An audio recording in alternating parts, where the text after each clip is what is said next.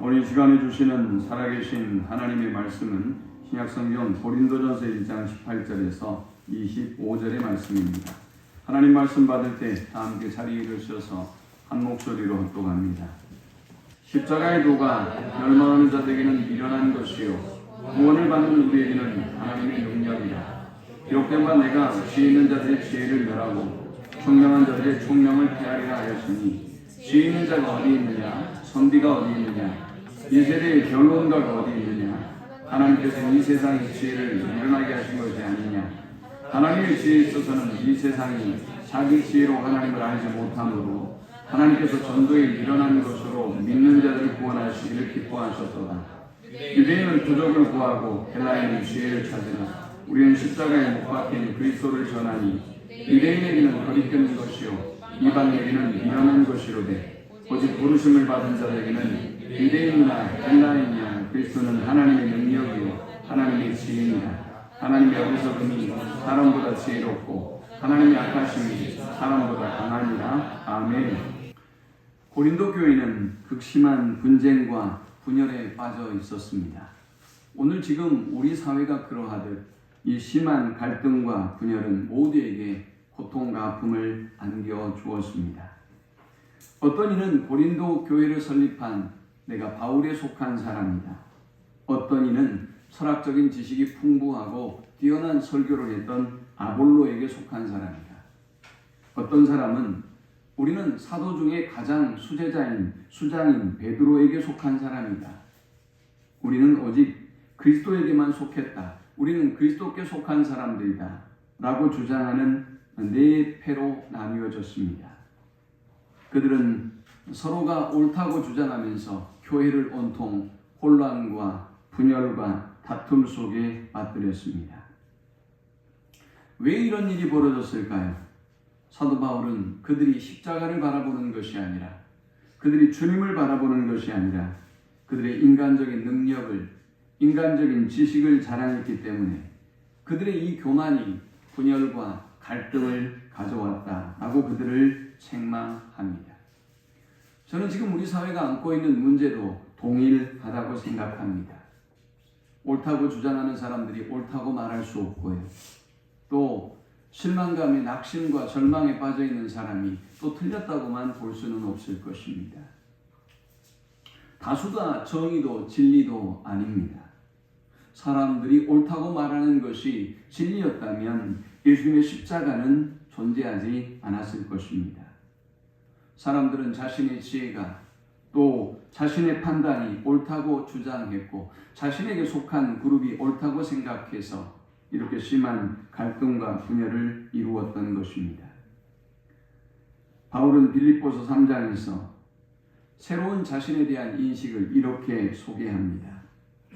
그러나 나도 육체를 신뢰할 만하며 만일 누구든지 다른 이가 육체를 신뢰할 것이 있는 줄로 생각하면 나도 더욱 그러하리니, 나는 8일 만에 할례를 받고 이스라엘 족속이요 베냐민의 지파요 히브리인 중에 히브리인이요 율법으로는 바리새인이요 열심으로는 교회를 박해하고 율법의 의로는 흠이 없는 자라.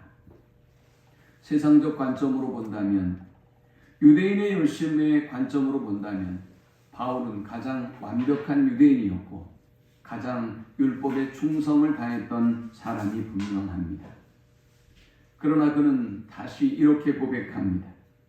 그러나 무엇이든지 내게 유익하던 것을 내가 그리스도를 위하여 다 해로 여길 뿐더러 또한 모든 것을 해로 여김은 내 주 그리스도 예수를 아는 지식이 가장 고상하기 때문이다. 내가 그를 위하여 모든 것을 잃어버리고 배설물로 여김은 그리스도를 얻고 그 안에서 발견되려 함이니, 내가 가진 의는 율법에서 난 것이 아니요 오직 그리스도를 믿음으로 말미암은 것이니 곧 믿음으로 하나님께로부터 난 의라 했습니다. 사도 바울은 이제 그리스도 안에서 새로운 자신을 발견하게 됩니다. 그리고 바라보았던 자신의 과거의 삶은 모두 배설물과 같은 삶이었습니다. 헛된 것에 불과했습니다. 그는 이제 하나님의 무능한 것이 사람의 유능한 것보다 뛰어나고, 사람이 아무리 지혜롭고 뛰어난다 하더라도 하나님의 무지함보다 못한 것이다라고 고백합니다. 오늘 본문 25절에 하나님의 어리석음이 사람보다 지혜롭고 하나님의 약하심이 사람보다 강하니라 라고 말씀합니다. 그는 이제 자신에 속한 어떤 계파도 자랑하지 않습니다. 그가 그토록 훌륭한 교육을 받은 것도 자랑하지 않습니다. 그가 속한 그룹이 유대인을 이끄는 그룹이었음에도 불구하고 그는 자신이 속한 그룹과 지파도 자랑하지 않습니다. 그는 이제 십자가만 자랑합니다. 도대체 십자가가 어떤 의미와 어떤 가치가 있기에 그가 이렇게 변화되었던 것일까요?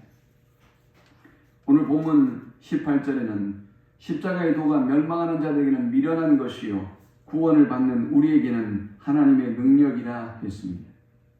그렇습니다, 여러분. 믿음이 없는 사람들, 세상에 속한 사람들, 그들에게 십자가는 어리석고 미련하고 약하고 무능한 것입니다.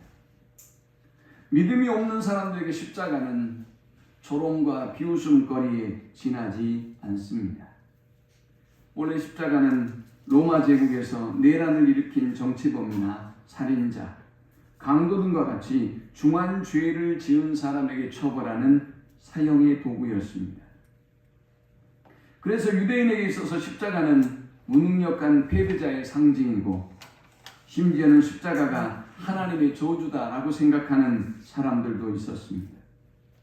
이방인이 바라보는 십자가는 그저 어리석고 미련하고 나약함의 상징이었고 루저들의 소유물이었습니다. 그러나 사랑하는 여러분, 우리가 믿음의 눈으로 십자가를 바라볼 때 그 십자가는 지혜 중의 지혜요, 그 십자가는 능력 중의 능력이며 그 십자가는 사랑의 절정임을 보게 됩니다. 이 십자가는 우리의 미래이고 이 십자가가 우리의 소망임을 발견하게 됩니다. 자, 그렇다면 도대체 이 십자가는 어떤 의미와 가치를 가지고 있을까요? 먼저 우리의 십자가는 사랑의 확증인 십자가입니다. 십자가는 저와 여러분을 하나님이 얼마나 사랑하는지 확인해주는 확증된 증거이다라는 것입니다. 로마서 5장 8절을 말씀합니다. 우리가 아직 죄인 되었을 때 그리스도께서 우리를 위하여 죽으심으로 하나님께서 우리에 대한 자기의 사랑을 확증하셨느니라. 우리가 하나님 앞에 불의를 저질러서 우리가 하나님 앞에 더 이상 나아갈 수 없을 때, 하나님과 원수가 되었을 때, 그 누구도 우리의 죄의 문제를 해결해 주지 못할 때, 여러분 스스로도 이 죄의 문제를 해결하고 하나님께 나아가지 못할 때, 하나님은 자신의 외아들인 예수 그리스도를 이 땅에 보내시고 그리고 우리의 죄를 위하여 대신 죽음을 맞게 하셨습니다. 누가 저와 여러분을 위하여 죽을까요? 누가 저와 여러분을 위하여 자신의 삶을, 자신의 모든 인생을 걸 수 있을까요?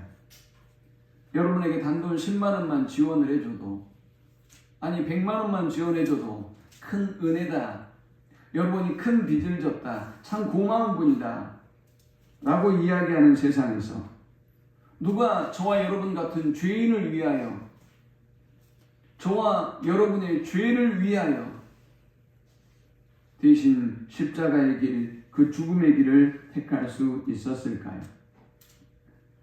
여러분의 불순종과 여러분의 거역과 여러분의 완고와 여러분의 교만함의 모습을 보고도 하나님은 그의 외아들을 우리를 위하여 보내주셨습니다. 요한복음 3장 16절에는 하나님이 세상을 이처럼 사랑하사 독생자를 주셨으니 이는 저를 믿는 자마다 멸망치 않고 영생을 얻게 하려 하심이니라 했습니다. 하나님은 십자가의 사랑을 통해서 독생자를 우리를 위하여 내어주시고 우리에게 영생의 복과 구원의 은혜를 베풀어 주셨습니다. 로마서 8장 38절 39절에는 내가 확신하노니 사망이나 생명이나 천사들이나 권세자들이나 현재 일이나 장래 일이나 능력이나 높음이나 기품이나 다른 아무 피조물이라도 우리를 우리 주 그리스도 예수 안에 있는 하나님의 사랑에서 끊을 수 없으리라 라고 했습니다. 끊을 수 없는 하나님의 사랑이 이 십자가의 위대한 사랑으로 나타나서 저와 여러분을 구원해 주시고 영원한 생명을 주신 것입니다. 요한일서 4장 10절은 말씀합니다. 사랑은 여기 있으니 우리가 하나님을 사랑한 것이 아니요 오직 하나님이 우리를 사랑하사 우리 죄를 위하여 화목제로 그 아들을 보내셨음이니라. 사랑은 어디서부터 시작됩니까? 사랑은 저와 여러분의 회개로부터 시작된 것이 아니에요. 사랑은 저와 여러분이 깨닫는 그 순간에 시작된 것도 아닙니다. 사랑은 원수가 된 저와 여러분의 그 강팍하고 교만한 모습을 보고도 하나님이 우리에게 보여주신 것입니다. 하나님이 먼저 손을 내미시고 손을 내밀어도 사람을 보내도 선지자를 보내도 깨닫지 못하자 그는 그의 외아들을 이 땅에 보내시고 우리를 구원해 주신 것입니다. 기독교는 사랑의 종교입니다. 십자가는 저와 여러분을 주님이 얼마나 사랑하시는지 보여주시는 그 확증의 십자가입니다. 두 번째 십자가는 죄사함과 구원의 십자가입니다. 작곡가 핸델이 질병과 파산으로 절망에 헤매고 있었습니다. 그때 아일랜드 더블린 총독의 지원과 격려로 그는 메시아라고 하는 영광스러운 대곡을 작곡하기 시작합니다. 그는 메시아를 작곡하기에 앞서 20일 동안이나 골방에 들어가서 기도했습니다. 그러나 이 기도 가운데도 좋은 악상이 떠올리지 않았습니다. 이사야 53장을 읽기 시작했습니다. 자신을 위하여, 죄인을 위하여 고난의 종으로 오신 예수님의 모습을 이사야 53장에서 그가 발견하게 됩니다. 그는 사람들에게 멸시를 받고 버림을 받고 고통을 많이 겪으셨다. 핸델은 이 구절 앞에 무릎을 꿇었습니다. 한창 울고 울었습니다. 오 주님, 나의 고통과 나의 절망을 다 겪으십니다. 과연 예수님은 나의 주님이십니다. 라고 고백하며 외쳤습니다. 이처럼 그는 십자가의 주님을 깊이 묵상하고 기도하다가 왕 중의 왕이시요 만주의 주가 되시는 메시아의 찬란한 영광을 보게 됩니다. 그리고 그처럼 아름다운 대곡을 작곡하게 되었습니다.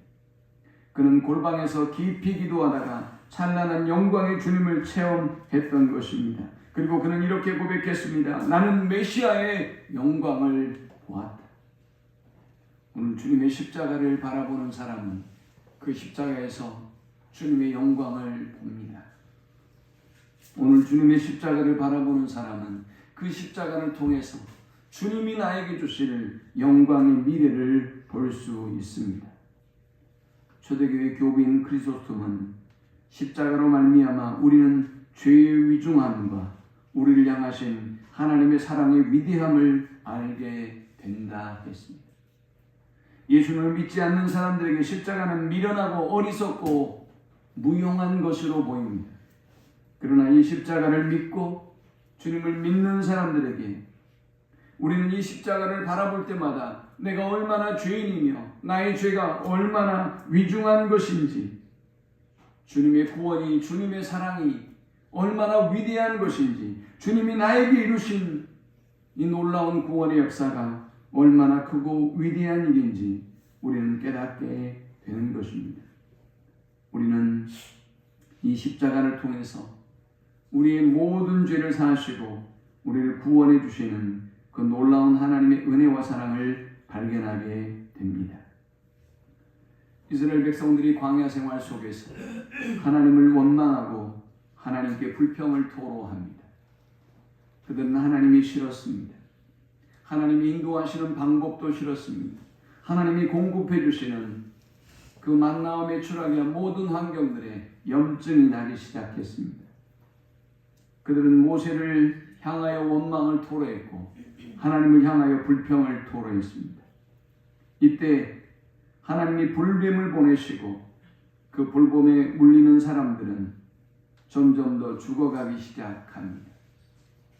모세는 이 불쌍한 백성들, 하나님의 은혜를 모르고 원망하고 불평하다가 이 불뱀에 물려 죽어가는 사람들을 위하여 하나님의 자비와 긍휼을 구합니다. 하나님 저들을 불쌍히 여겨주십시오. 하나님 저들을 살려주십시오. 라고 간절히 기도했습니다. 주님은 모세에게 구리로 뱀을 만들어서 높은 장대 위에 달아놓으라 라고 하셨습니다. 그리고 높은 장대 위에 모세는 사람들이 그 구리뱀을 쳐다볼 수 있도록 달아놓았습니다. 그때 사람들은 반신반의했습니다. 얼마나 어리석은 방법입니까? 아니 그것 좀 쳐다본다고 나올 수가 있겠습니까? 그런데 하나님의 말씀을 믿고 또 이 바라봄의 법칙을 믿는 사람들은 주님의 말씀대로 그 구리뱀을 바라보았고 그들은 살았습니다.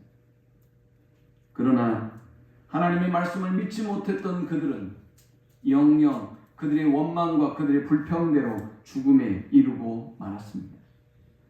마태복음 9장 1절 2절에는 말씀합니다. 예수께서 배에 오르사 건너가 본 동네에 이르시니 침상에 누운 중풍병자를 사람들이 데리고 오거늘 예수께서 그들의 믿음을 보시고 중풍병자에게 이르시되 작은 자야 안심하라 내 죄사함을 받았느니라 했습니다. 사랑하는 여러분, 이렇게 십자가는 우리의 모든 죄를 사하고 우리를 구원에 이르게 하는 능력이 있습니다. 세 번째 십자가는 능력의 십자가입니다. 과연 십자가에는 어떤 능력이 있는 것일까요?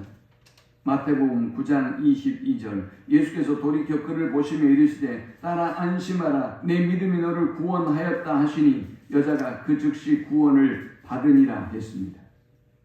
저와 여러분이 십자가를 믿음으로 바라볼 때 이 십자가는 우리를 치료하는 능력이 있습니다. 의술로는 해결할 수 없는 여러분의 노력과 방법으로는 해결할 수 없는 질병이라 할지라도 믿음으로 십자가를 바라보면 우리가 바라보는 그 십자가는 놀라운 치유의 은혜와 기적을 우리에게 베풀어 주는 것입니다. 이사야 53장 5절은 말씀합니다. 그가 찔림은 우리의 허물을 인하며 그가 상함은 우리의 죄악을 인합니다.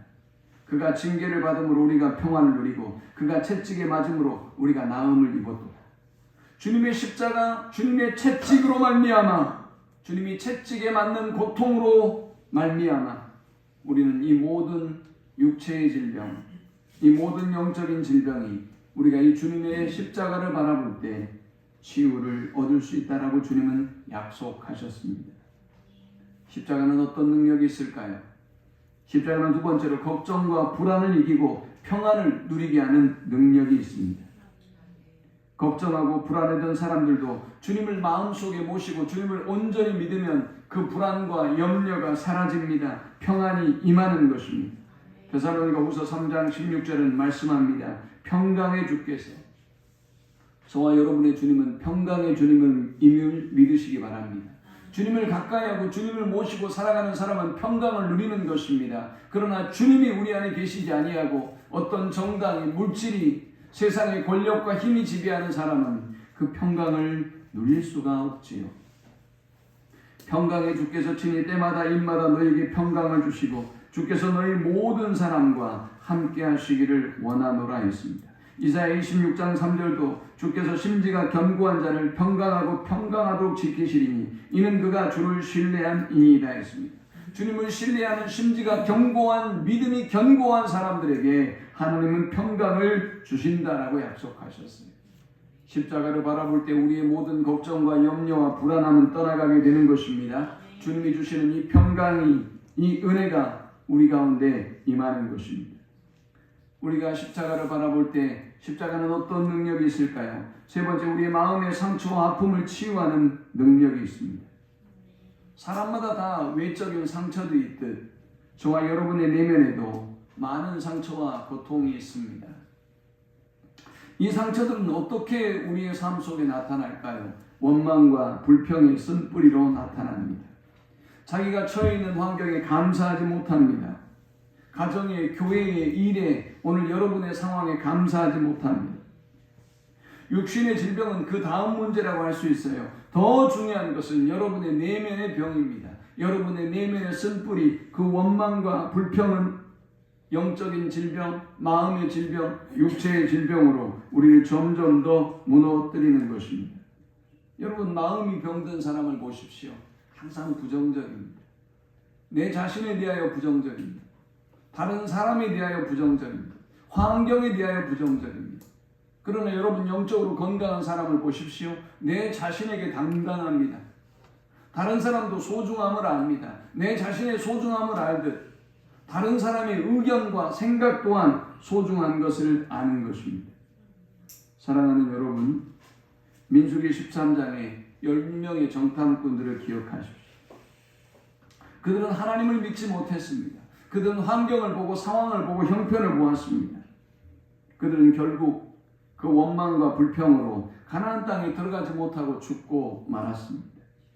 이 땅에서 승리하는 사람이 어떤 사람입니까? 내 마음대로 내 뜻대로 되지 않아도 나의 마음과 생각을 지키는 사람입니다. 원망과 불평의 그 쓴뿌리를 버리고 하나님 주시는 그 놀라운 은혜 속에 살아가는 사람이 바로 성도, 구원 얻은 성도, 가나안에 입성한 성도인 것입니다. 그러나 저와 여러분이 어떤 상처와 어떤 고통과 어떤 인생의 쓴뿌리를 가지고 있어도 우리 주님을 바라보면 주님이 우리의 내면의 그 모든 질병을 깨끗하게 치료해 주십니다. 이사야 53장 5절은 말씀합니다. 그가 찔림은 우리의 허물 때문이요 그가 상함은 우리의 죄악 때문이라. 그가 징계를 받음으로 우리는 평화를 누리고 그가 채찍에 맞음으로 우리는 나음을 받았도다. 오늘 십자가의 능력은 저와 여러분의 어떤 내면의 질병도 치유하지 못하는 것이 없음을 믿고 오늘 십자가의 치유의 능력을 믿고 나아가는 우리 모두가 될 수 있기를 축원합니다. 십자가는 또 어떤 능력이 있을까요? 네 번째, 불안을 이기고 쉼을 누리게 하는 능력이 있습니다. 마태복음 11장 28절에서 주님은 말씀하셨습니다. 수고하고 무거운 짐진 자들아 다 내게로 오라. 내가 너희를 쉬게 하리라. 주님이 저와 여러분의 수고와 모든 무거운 짐을 십자가에 지셨습니다. 그리고 우리에게 참된 안식을, 쉼을 주셨습니다. 그런데 여러분, 이 세상에서 여러분이 하나님이 주시는 이 안식과 쉼을 누리고 있지 못하다면 저와 여러분의 믿음은 잘못된 것입니다. 오늘 주님 안에서 주님이 주시는 참된 안식을 누리며 살아가는 우리 모두가 될 수 있기를 축원합니다. 마지막으로 십자가는 어떤 능력이 있을까요? 죽음을 정복하고 이기는 능력이 있습니다. 요한복음 11장 25절 26절은 말씀합니다. 예수께서 이르시되 나는 부활이요 생명이니 나를 믿는 자는 죽어도 살겠고 무릇 살아서 나를 믿는 자는 영원히 죽지 아니하리니 이것을 내가 믿느냐. 십자가의 능력을 믿는 사람은 죽음을 두려워하지 않습니다. 우리 주님의 죽음과 부활을 믿는 사람은 오늘 나의 삶에도 감사하고 행복하지만 그러나 앞으로 우리에게 닥칠 그 죽음에 대하여 미래에 대하여 어떤 불안함도 가지고 있지 않습니다. 그들은 기대감을 가지고 있습니다. 그들은 감사합니다. 소망 속에 부활의 주님을 만날 날을 꿈꾸며 살아가는 것입니다. 십자가는 사랑의 확증입니다. 얼마나 우리를 사랑하는지. 십자가는 사랑입니다. 십자가는 우리의 죄를 사하시고 구원하시는 하나님의 능력입니다. 십자가는 또한 승리의 십자가입니다. 골로새서 2장 15절은 말씀합니다. 통치자들과 권세자들을 무력화하여 드러내어 구경거리로 삼으시고 십자가로 그들을 이기셨느니라 했습니다. 정사와 권세가 뭘까요? 세상을 지배하고 있는 사탄의 세력을 의미합니다. 사탄이 쥐고 있는 물질과 권세와 성공을 의미합니다. 이것들을 통해서 사탄은 저와 여러분의 영적인 삶을 무너뜨립니다. 하나님을 경외하는 삶을 무너뜨리려고 합니다. 누가 세상을 이길까요? 야당이 이길까요? 여당이 이길까요? 여러분이 생각하는 진리라고 생각하는 것들이 이길까요? 천만의 말씀입니다. 그들은 또 질 것입니다. 이긴 것 같지만 질 것입니다. 끊임없는 실패의 연속이 인간이 만들어내려고 하는 세상의 결론입니다. 주님은 우리에게 이렇게 말씀하셨습니다. 요한복음 16장 33절에 세상에서 너희가 환난을 당하나 담대하라 내가 세상을 이기었노라 하십니다. 여러분, 누가 세상을 이길 수 있습니까? 누가 죄를 이길 수 있습니까? 누가 악을 이길 수 있습니까? 오직 예수 그리스도 한 분뿐임을 믿으시기 바랍니다. 누가 저와 여러분에게 참된 평화와 안식과 번영을 누리게 할 것입니까? 어떤 정당입니까? 어떤 지도자입니까? 천만의 말씀입니다. 그들은 마음 아픈 사람들을 끊임없이 만들어냅니다. 그들은 또 다른 권력으로 사람들의 마음을 아프게 만듭니다. 그러므로 여러분, 세상의 권력단을 의지하거나 바라봐서는 안 되는 것입니다. 고린도전서 15장 57절을 말씀합니다. 우리 주 예수 그리스도로 말미암아 우리에게 이김을 주시는 하나님께 감사하노니. 오직 주님만 바라보고 오직 주님만 의지해서 주님이 주시는 승리를 누리고 경험하는 우리 모두가 될 수 있기를 축원합니다. 요한일서 5장 4절은 말씀합니다. 대저 하나님께서 난자마다 세상을 이기느니라. 세상을 이긴 이김은 이것이니 우리의 믿음이니라 했습니다. 요즘 우리나라의 정치적인 상황을 보면 내 뜻대로 내가 원하는 정당이 승리했다 라고 다른 사람에 대한 정죄와 비난으로 그리고 무시하는 우월함으로 그렇게 글을 쓰고 그렇게 말하고 생각하는 사람들이 있습니다. 만약 여러분이 그런다면 회개하십시오. 어떤 사람은 내가 원하는 방향으로 헌재의 판결이 나지 않았다고 아픔과 상처 속에 상실감 속에 살아가는 사람들도 있습니다. 누가 진리일까요? 누가 옳은 것일까요? 세상의 모든 진리는 상대적인 것뿐입니다. 오직 하나님의 말씀만이 유일한 진리이며 오직 하나님의 말씀 속에서 우리는 참된 구원과 평강과 승리의 삶을 살아갈 수 있습니다. 그러므로 여러분, 승리는 주님이 주신 것이지 어떤 정당이 헌재가 주는 것이 아니에요. 그러므로 거기에 소망을 두어서는 안 되는 것입니다. 성 어거스틴은 이렇게 이야기했습니다. 믿음은 그리스도인의 승리의 원천입니다. 믿음이 그리스도인의 승리의 원천인 것입니다. 여러분의 욕심과 여러분의 야망이 어떤 정당의 야망이 승리의 원천이 아닙니다. 오직 그리스도가 오직 말씀이 우리의 승리의 원천임을 믿으시기 바랍니다. 여러분, 덴마크의 국기를 아십니까?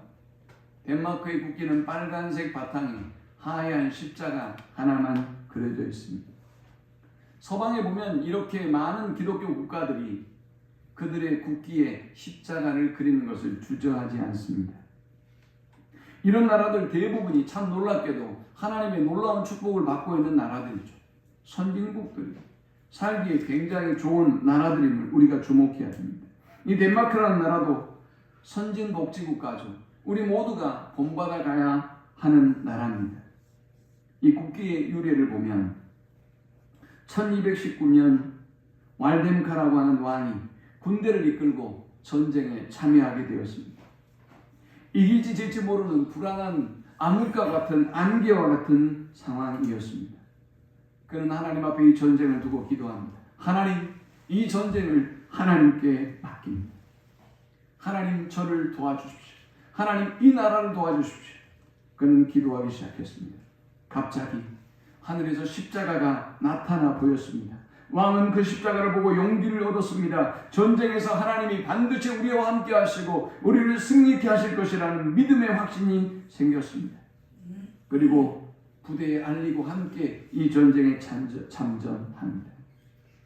그 후부터 전쟁 때마다 덴마크는 붉은 바탕에 흰 십자가를 그리고 전쟁에 참여했고 그때마다 승리했다고 합니다. 사랑하는 여러분, 십자가는 승리입니다. 저와 여러분이 어떤 상태에 있든 어떤 상황에 있든 십자가를 붙잡으면 하나님께서 어떤 상황에서도 반드시 승리케 하실 줄 믿습니다. 예수를 믿는 것은 저는 역전의 기쁨을 누리는 것이다 라고 생각합니다. 시작은 우리가 아주 미약하게 시작해요. 여러분의 삶도 아주 미약해 보여요.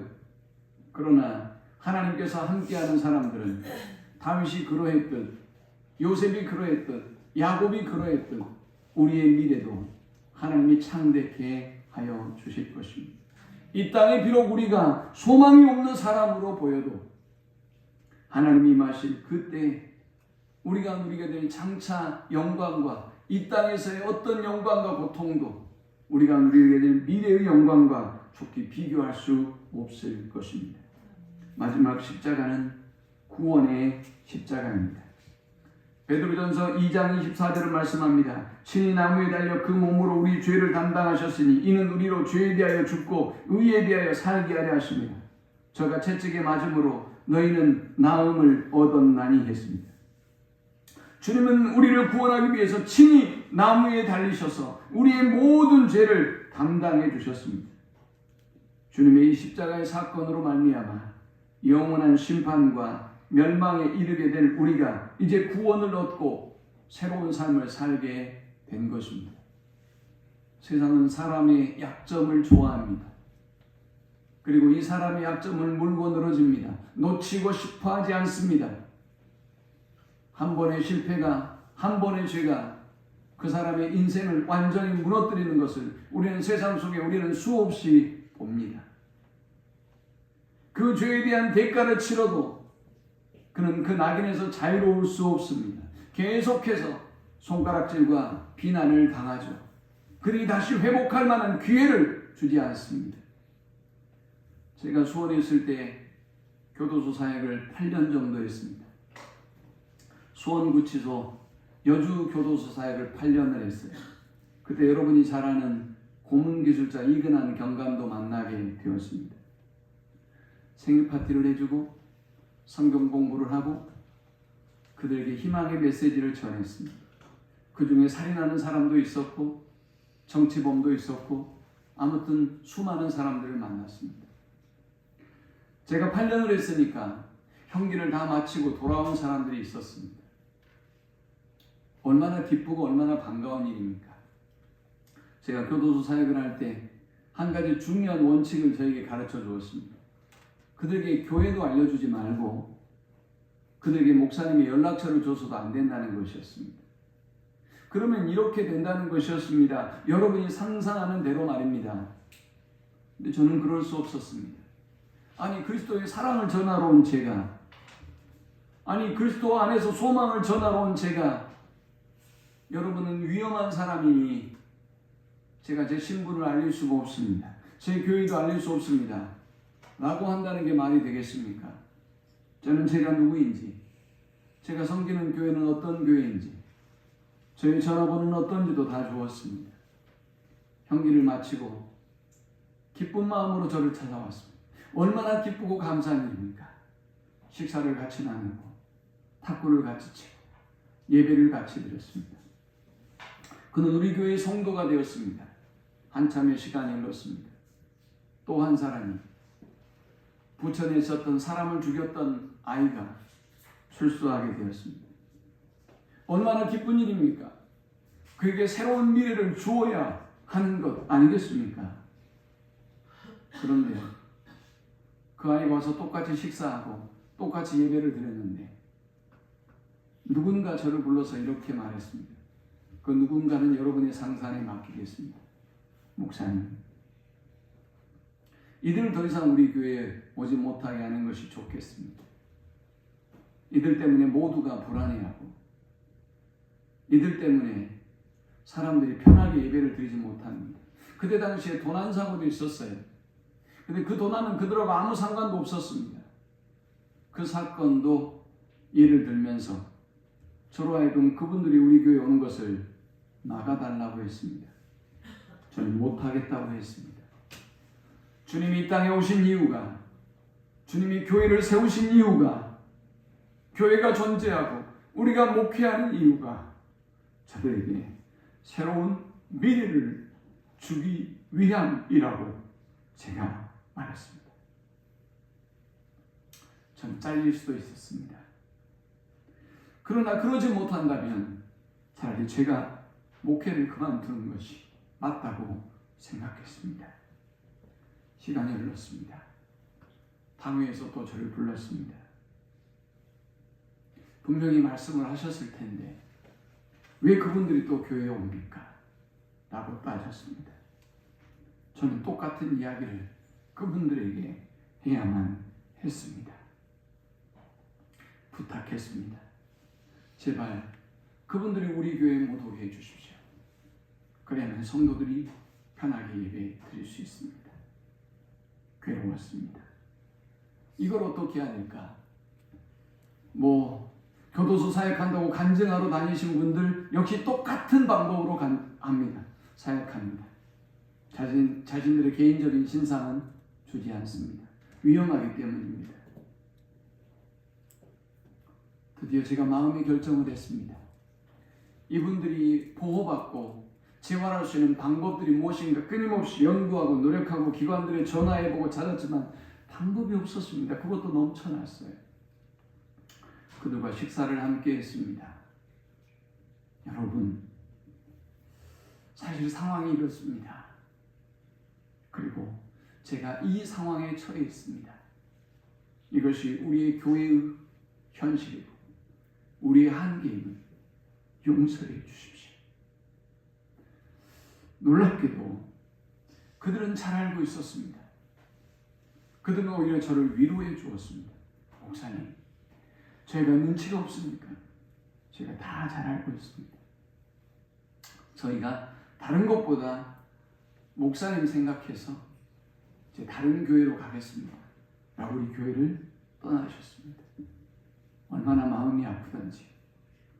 여러분, 세상은 낙인 찍습니다. 여러분의 죄를, 여러분의 실수를, 여러분의 이런 미래가 없다고, 그 과거 때문에 소망이 없다고 말합니다.